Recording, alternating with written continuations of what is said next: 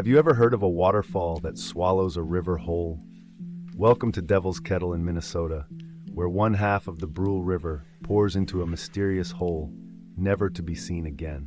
Despite numerous experiments with dyes and objects, geologists can't determine where the water reemerges, baffling even seasoned scientists.